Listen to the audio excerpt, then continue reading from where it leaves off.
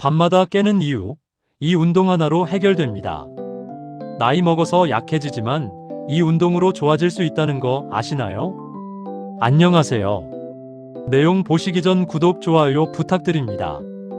영상을 만드는데 큰 도움이 됩니다. 오늘은 많은 분들이 힘들어하시는 이야기를 해볼까 합니다. 밤에 자다가 화장실 때문에 자꾸 깨시는 분들 계시죠? 한 번도 아니고 두 번, 세 번씩 일어나시는 분들도 계세요.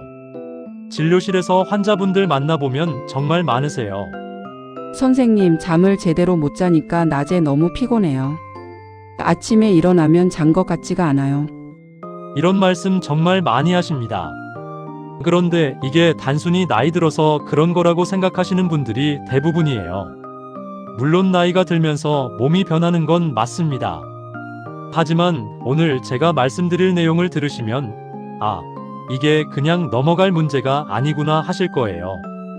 사실 방광 문제만은 아니에요. 야간요, 그러니까 밤에 소변을 자주 보는 증상 말이죠. 많은 분들이 이걸 방광이 약해져서 그렇다고 생각하세요. 물론 방광의 변화도 있습니다. 그건 사실이에요. 그런데 제가 환자분들 진료하면서 발견한 게 있어요. 생각보다 훨씬 많은 분들이 수면 무호흡증을 함께 가지고 계시더라고요. 수면 무호흡증이 뭐냐고요?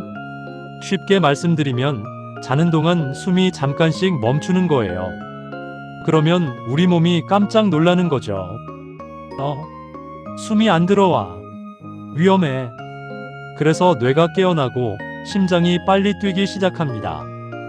이 과정에서 신장이 자극을 받아요.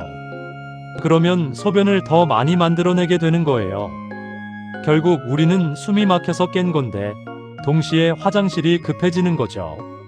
신기하지 않으세요? 방광 때문이 아니라 호흡 때문일 수 있다는 거. 그럼 왜 자는 동안 숨이 막힐까요? 자, 그럼 여기서 궁금한 게 생기시죠? 왜 자는 동안 숨이 막히는 걸까요? 이유가 참 재미있어요. 우리 입속에 있습니다. 바로 혀예요. 혀를 한번 생각해 보세요. 그냥 음식 먹을 때만 쓰는 거 아니에요. 혀의 뿌리 부분이 사실은 기도를 지탱하는 중요한 기둥 역할을 합니다. 젊을 때는 혀 근육이 탄탄해요. 그래서 자는 동안에도 제자리를 잘 지키고 있어요. 그런데 나이가 들면서 혀 근육도 약해집니다. 팔다리 근육이 약해지는 것처럼 혀 근육도 마찬가지예요. 그러면 어떻게 될까요? 누워서 잘 때 중력 때문에 혀가 뒤로 축 처지는 거예요. 그러면 목구멍의 기도가 좁아집니다. 공기가 좁은 길로 지나가려니까 소리가 나죠. 그게 콧골이에요. 더 심해지면 기도가 완전히 막혀서 호흡이 멈추는 거고요. 이런 증상들 있으시다면 주목하세요. 제가 환자분들한테 몇 가지 여쭤볼게요. 아침에 일어나면 입이 바짝 마르시나요? 목이 칼칼하고 물부터 찾게 되시나요? 그럼 밤새 입을 벌리고 주무셨다는 거예요.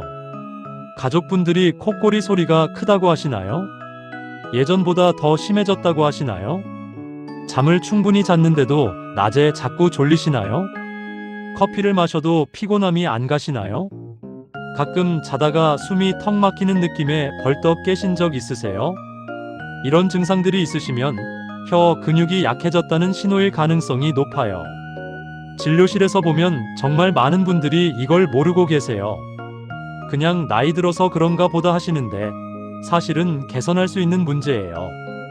이게 반복되면 몸이 힘들어져요. 수면 무호흡이 시작되면 악순환이 계속돼요. 한번 생각해 보세요. 밤에 자다가 숨이 멈춥니다. 산소가 안 들어와요. 우리 몸은 깜짝 놀라서 깨어납니다. 그 순간 스트레스 호르몬이 확 올라가고 혈압도 오르고 심장도 빨리 뛰어요. 신장은 이 상황을 보고 소변을 만들어냅니다. 그래서 화장실에 가게 되는 거죠. 다녀와서 다시 자려고 하는데 또 같은 일이 반복돼요. 한밤에 이런 일이 몇 번씩 일어나는 거예요. 환자분들 이야기 들어보면 하룻밤에 서너 번도 있고 심한 분은 5번 이상도 계세요. 이게 매일 반복되면 몸이 회복할 시간이 없어요. 그래서 아침에 일어나도 피곤하고 낮에도 힘이 없는 거예요. 장기적으로는 고혈압이나 심장 질환 위험도 높아질 수 있고요. 자, 그럼 어떻게 해야 할까요? 수술을 해야 하나? 기계를 써야 하나? 걱정되시죠? 아니에요. 생각보다 훨씬 간단합니다. 혀 근육을 강화하면 됩니다. 제가 환자분들한테 혀 운동을 알려드리면 처음엔 다들 이렇게 말씀하세요. 선생님, 이게 정말 효과가 있을까요? 네, 있어요. 실제로 많은 환자분들이 좋아지셨어요. 콧꼬리가 줄어들고 밤에 깨는 횟수가 확 줄어드셨대요. 아침에 일어났을 때 개운하다고 하시고 낮에도 활력이 생겼다고 하세요. 혀가 이렇게 중요한 근육인 줄 몰랐다고들 하세요. 사실 혀는 우리가 생각하는 것보다 훨씬 중요해요. 말하고 음식 삼키는 것뿐만 아니라 호흡과 수면까지 영향을 줍니다. 그래서 이 혀를 잘 관리하면 삶의 질이 정말 달라질 수 있어요. 첫 번째 운동 함께 해볼까요? 자, 그럼 이제 실제로 어떻게 하는지 알려드릴게요. 첫 번째 운동은 제일 기본이 되는 거예요. 저도 환자분들한테 제일 먼저 알려드리는 동작이에요. 먼저 혀끝을 앞니 뒷면에 살짝 대보세요. 느껴지시죠? 그 상태에서 혀를 입천장을 따라 쭉 뒤로 말아 올리세요. 천천히 입천장을 혀로 쓸어 올리는 느낌으로요. 혀 전체가 입천장에 닿을 때까지 올리세요. 다 올라갔으면 그 상태로 10초 세어보세요. 혀 뒤쪽이 좀 당기는 느낌 드시죠? 그게 정상이에요. 이제 천천히 혀를 내리세요. 이게 한 번이에요. 이걸 하루에 10번만 해주세요. 아침에 세수하고 나서 5번, 자기 전에 5번. 그렇게만 해도 충분해요. 처음엔 좀 이상하게 느껴질 수 있는데 며칠 하다 보면 익숙해져요. 두 번째는 혀를 여러 방향으로 움직이는 거예요. 먼저 혀를 입 밖으로 쭉 내밀어 보세요. 최대한 길게 내밀어 주세요. 이제 혀끝을 코 쪽으로 올려보세요. 5초 세고요. 이번엔 혀를 턱 쪽으로 내려보세요. 역시 5초. 왼쪽으로 혀를 쭉 뻗어보세요. 5초. 오른쪽으로도 쭉 뻗어보세요. 5초. 이렇게 네 방향을 한 세트로 해서 3번만 반복하시면 돼요. 처음엔 혀가 좀 떨릴 수 있어요. 그건 지금까지 안 쓰던 근육을 쓰는 거니까 당연해요.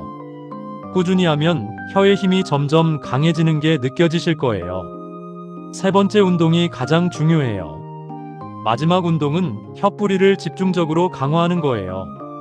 이게 사실 제일 중요한 운동이에요.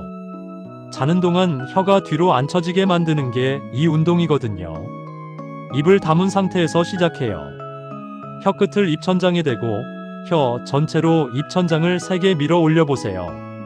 힘껏 밀어 올리는 거예요. 이때 턱 밑에 손을 한번 대보세요. 근육이 딱딱하게 긴장되는 거 느껴지시죠? 바로 그 느낌이에요.